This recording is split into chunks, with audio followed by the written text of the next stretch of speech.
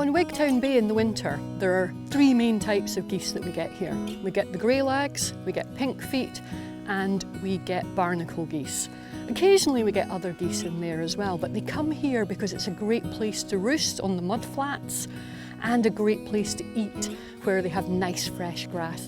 The Geese Staines are just down here. So the staines themselves, as I say, they're not just for looking at, it's for like doing things with as well. And if we lift it up, it's the weight of the goose. And underneath we have a little ring number. Yeah, a little ring as well, just like we have on the rings that go on their legs. Yes, that's a grey-leg goose. So we actually have some details on here as well, where we got this stone, because we actually went and got this stone. Well, I didn't personally go and get it. Basalt from Iceland. Yeah. So it tells you how far away it was. Yes, and the coordinates are great because you can actually, if you've got the right kind of phone, you can put those into Google Maps and you can actually fly the flight that the geese from here go to. But we have three main geese, and these stones have come from the places those geese would come from and are representing them. So we had great fun trying to get these. I think Icelandic Air helped us with this one. One of the cabin crew went off and got us a stone of the right kind of weight and brought it back. Nice. I can imagine a sort of flight attendant going around with a set of scales. That was exactly it. And this one is your pink-footed goose. Yep, absolutely. Yep. And it's a lovely roll. Yeah, I'm going to run myself what it is. It's biotype nice from Greenland. It's a lovely bird, pink-foot. It's my favourite goose. Oh, well, there you go.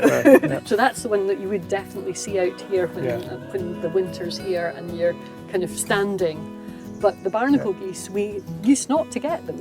Now we have lots and lots of barnacle geese here. So it used to be the really special geese that we would get, and now it's so this is your quartz sandstone from Svalbard. Absolutely.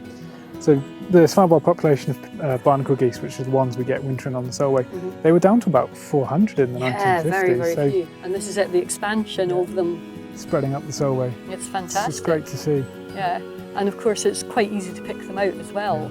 And they've got that yap yap sound that they do. Slightly dog-like almost. Yes, little terrier is what I've always thought. So it's that whole kind of yap yap. And of course pink feet, pink pink. Yep. And I can never do the grey lags. Honk honk. Okay, honk. Grey lags.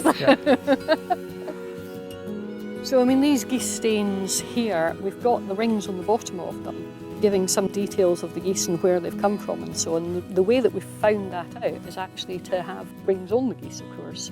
So these are ones that have come from Reykjavik, so they've been on some geese.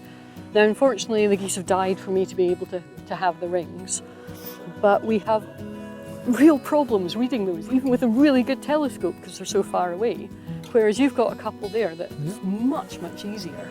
So this is a Darvik Rim, and you said this was originally from an osprey, but it's the same size as it would be for a goose. It's just a goose would have an extra letter on, and that would also go on a goose's leg, and it would be much easier to see than the metal ring there. Unless, of course, they're standing in long grass or in water, or mud, yes, I guess.